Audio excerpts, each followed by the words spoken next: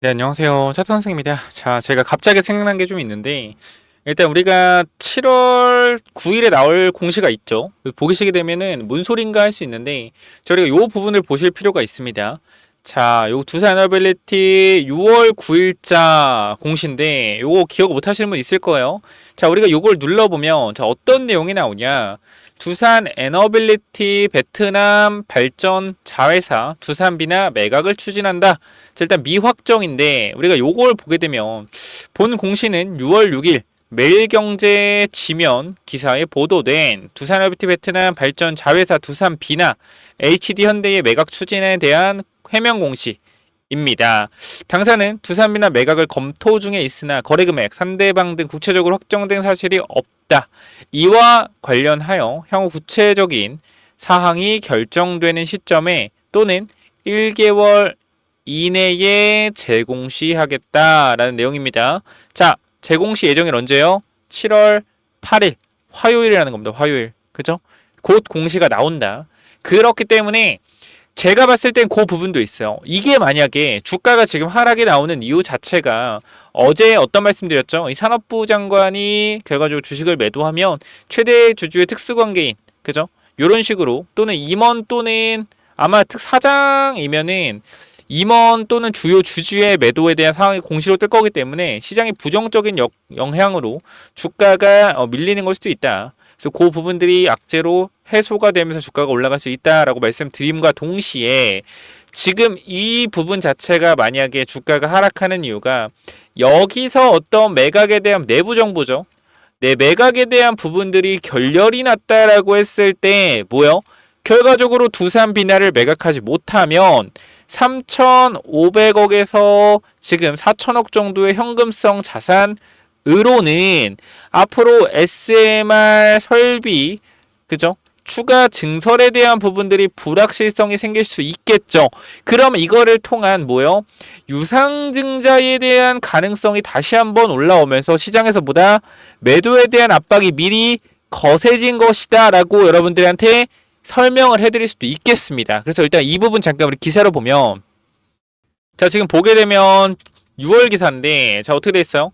자, 두산 비나 관련돼서 이 매각을 검토 중이다 라고 나와 있는데요. 우리가 이 부분을 보면 매각 가격은 4천억 미만 수준에서 논의가 되고 있다 라는 거죠. 자, 그래서 우리가 이 부분을 읽어보면, 자, 두산 에너빌리티는 원자력 발전, 소형 모듈 원전, 가스터빈 등 미래 성장 동력 분야 중심으로 사업 포트폴리오 재편을 추진하면서 두산비나 매각을 검토하는 것으로 알려졌다. 자, 매각을 검토 중이나 확정된 것은 없다라고 말했다라는 건데, 결과적으로 7월 8일에 공시되는 내용에서 만약에 두산비나 매각이 실패한다라고 했을 때 시장에서 뭐예요? 시장에서 야, 그러면 두산이 지금 돈이 없는데 이거 유상증자하는 거 아니야? 라는 인식이 나올 수도 있습니다. 자, 우리가 연구개발비에 대한 부분들을 한번 확인을 해본다라고 했을 때, 지금 우리가 2025년이죠. 2,700억을 쓰는데, 그죠? 2026년에는 3,300억을 쓰고요.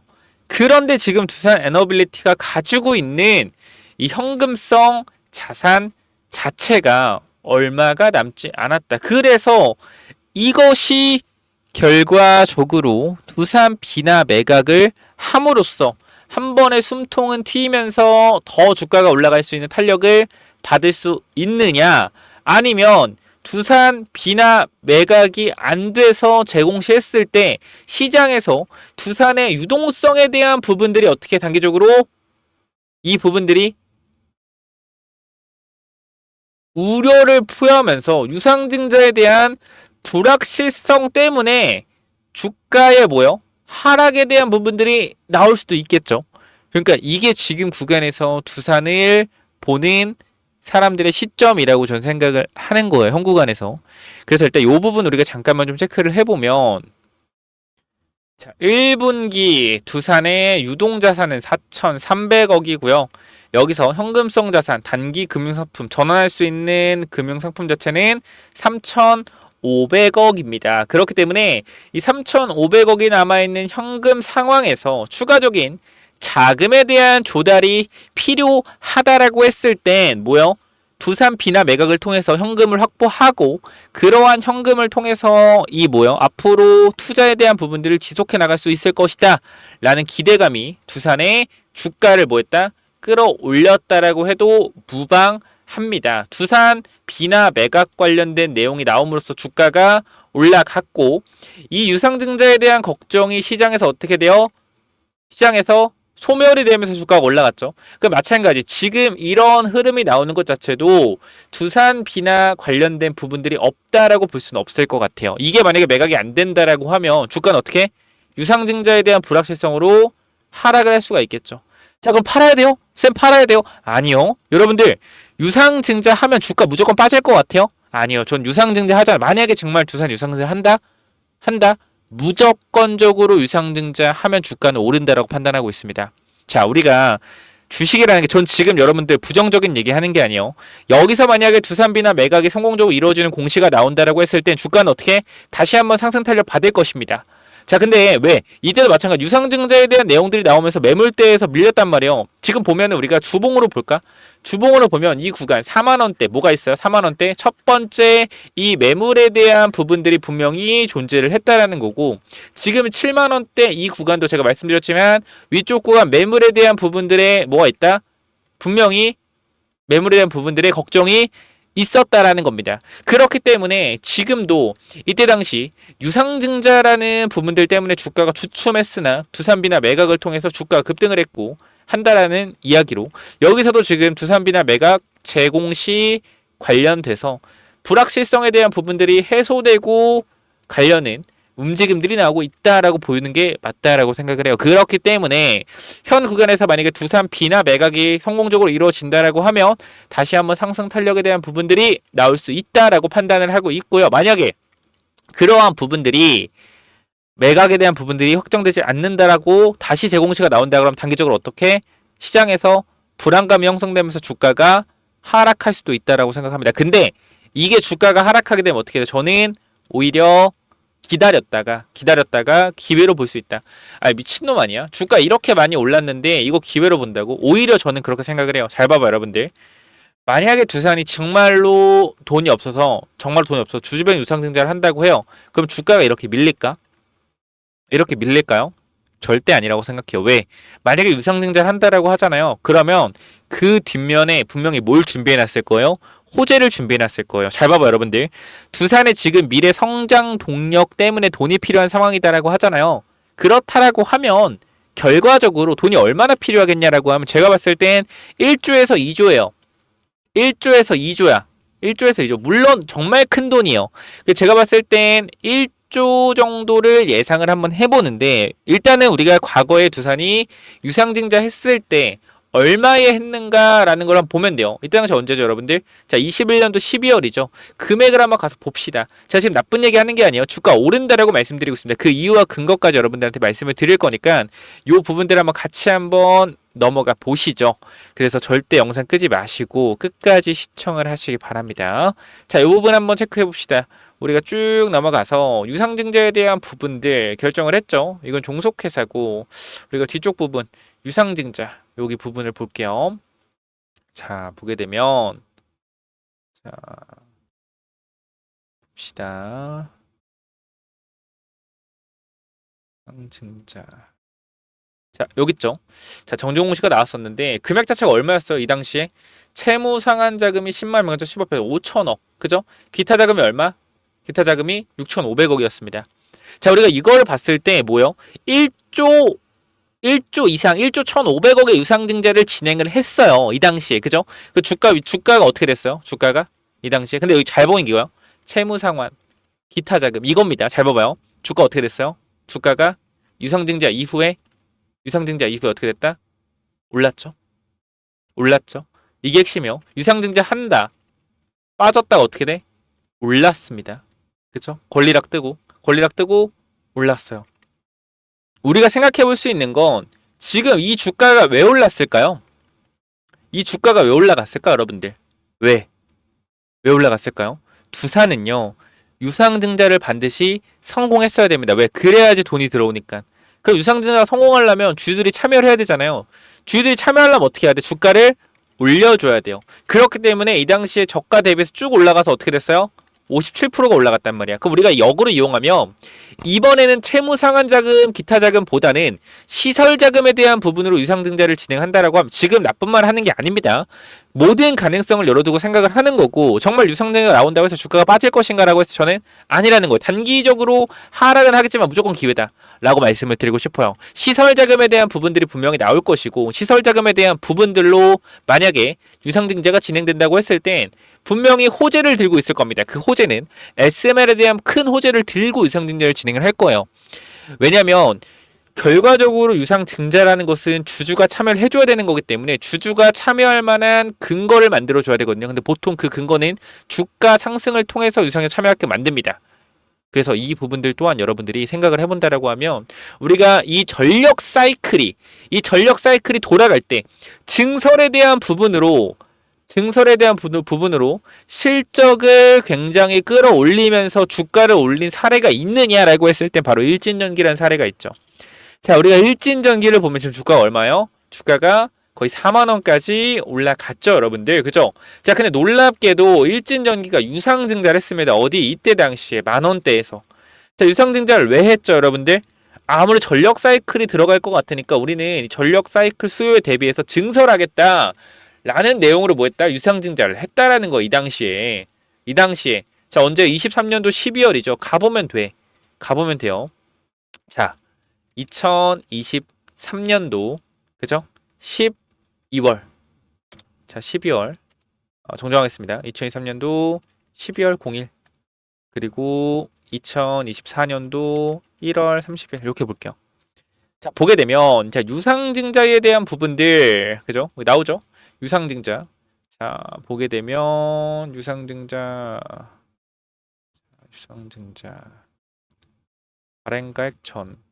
자, 봅시다. 아니, 전이겠네요. 죄송합니다. 날짜를 보면 11월로 가야겠네요. 11월 0일. 자, 보게 되면 유상증자 결정. 여기 있죠? 자, 보게 되면 자, 과연 어디다 쓰냐? 자, 우리는 유상증자를 하는데 시설 자금에 1,000억을 쓸 거다. 그죠? 8,000원. 시설 자금에 1,000억을 쓸 거다. 뭐요? 증설하겠다. 전력 사이클에 대비해서 앞으로 폭발적인 수요를 대비해서 우리는 증설하겠다라고 해서 유상증자를 했쓰고 주가 어떻게 했어요? 올랐다라는 거예요. 자, 이걸 봤을 때 우리가 이 두산에 대해서 만약 두산 비나 매각 추진에 대한 부분들이 불확실성이 가시화된다라고 했을 땐 두산 돈이 없는데 이거 매각 못하면 돈이 없는데 그러면 돈이 없으면 유상증자 하겠는데? 라는 관점의 차익실 물량이 나오고 있다.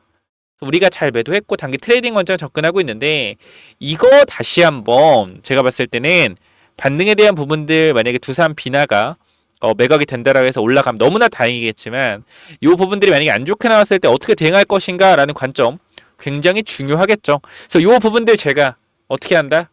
여러분들 현 구간에서 대응에 대한 관점 정확하게 잡아 드릴 겁니다. 지금 텔레그램방 두산 주주분들 1,000분 이상 들어와 계시고요. 자, 두산 에너빌리티만 우리가 쳐보더라도 설문조사에 대한 부분들 1,100명이나 투표를 해주셨습니다. 단기 매수자만 이 정도요. 단기 매수자만 1,120명이요. 그렇기 때문에 현 구간에서 이 두산에 대한 부분들 제가 원전에 대한 부분들 뭐한다? 원전에 대한 부분들 모아갈 거라고 말씀을 드렸고요. 저도 3천만 원 정도 분산해서 이 원전에 대한 부분들을 모아가고 있습니다. 추가 매수해서 총 1억까지 담을 예정이에요. 이 부분들 제가 브리핑을 드릴 건데 두산 에너빌리티 가지고 있는 분들이 있다라고 하면 현 구간 어떤 상황이 나올지 모른다. 하지만 저는 어떤 상황이 나오건 간에 두산의 수급적인 측면, 전력 관련된 부분들 때문에 단기적으로 상승 탄력에 대한 부분들이 계속 나올 것이다라고 판단하고요.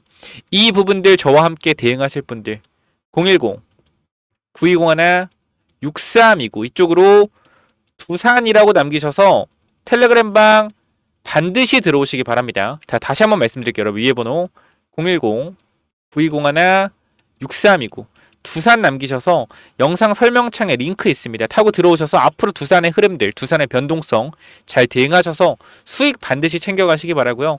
지금 이 내용 듣고 욕하시는 분도 있겠지만 공감하시는 분도 있을 거고, 우리가 항상 대응에 대한 관점으로 접근해야 된다는 거 다시 한번 말씀드리면서 위쪽 번호 010 9201-6329로 두산 남기셔서 앞으로 두산 제가 실시간으로 계속 장중에 대응을 해드리고 있거든요. 이 부분들 놓치지 말고 들어오시기 바랍니다. 아시겠죠? 제가 뭐라 남기라고요?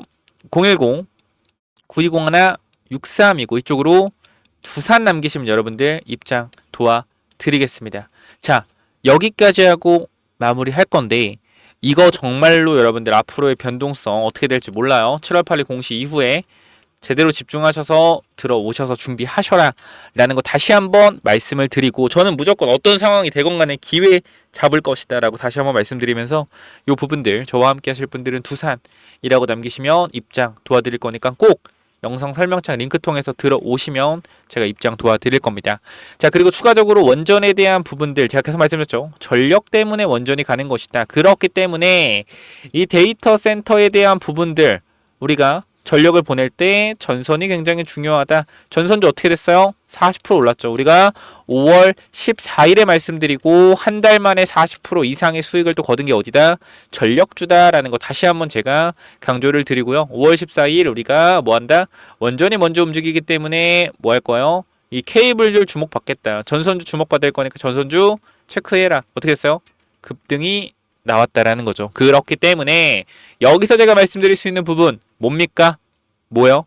전선주 같다 이거예요. 그러면 또 뭘 봐야 된다? 추가적인 전력에 대한 부분들 분명히 집중을 해야겠죠. 그렇기 때문에 이 전력에 대한 부분들 다시 한번 말씀을 드리겠지만, 중요한 것보다 전력이다. 우리가 지금 여름 시즌이죠. 플러스, 그죠? 여름 시즌 플러스 전력 산업 사이클. 자, 뭐가 중요하겠냐? 전력의 전력의 로스. 쉽게 말하면 우리가 지금 이 전력은 보존이 돼야 안 돼요. 전력은 보존이 안 되죠. 그렇기 때문에 천둥번개가 쳤을 때 이 번개를 저장하면 엄청난 전력을 쓸 수 있다라고 하잖아.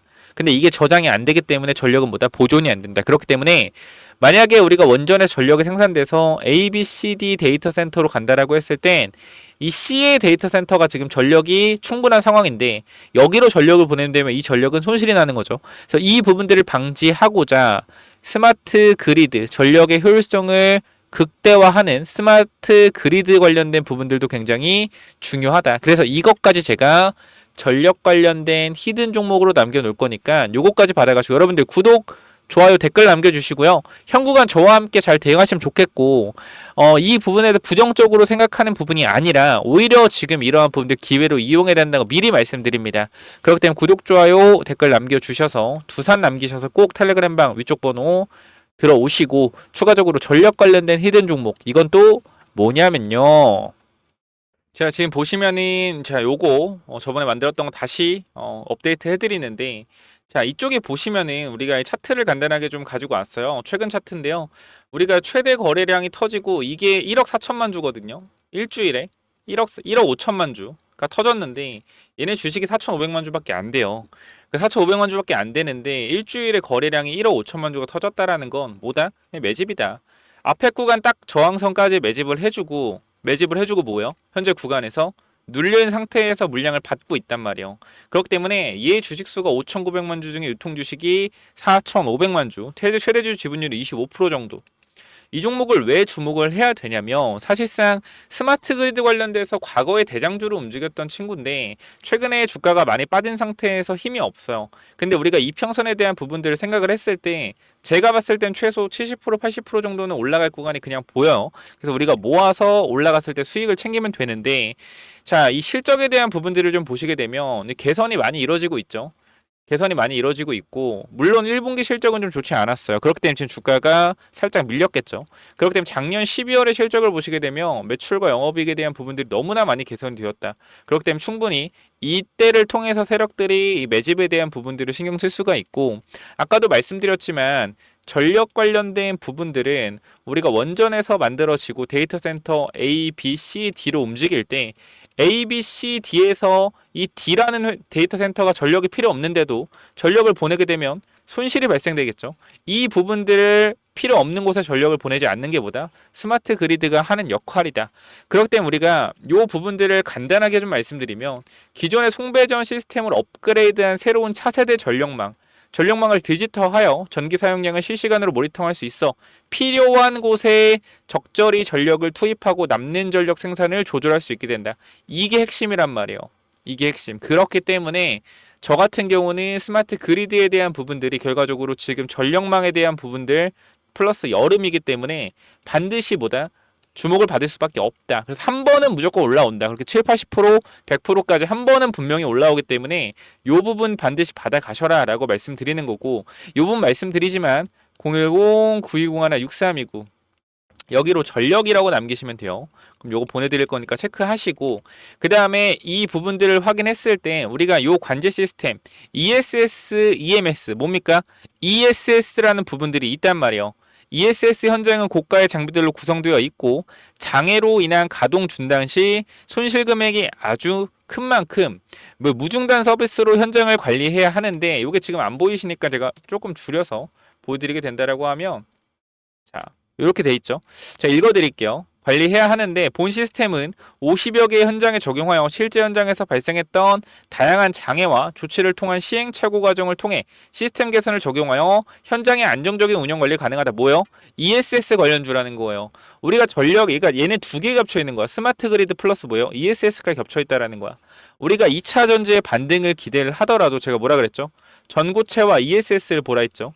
지금 ESS가 많이 움직이 전고체랑 제가 얘기한 대로 양극재 쪽이 아니라, 그래서 사실상 두 개의 재료를 가지고 있기 때문에 언제든지 엮어낼 수가 있다. 그러니까 요 종목까지 여러분들이 반드시 010-920-6329로 전력이라고 남기셔서 꼭 구독, 좋아요, 댓글 남기시고 받아가시기 바랍니다. 여기까지 하고 마무리할게요. 감사합니다.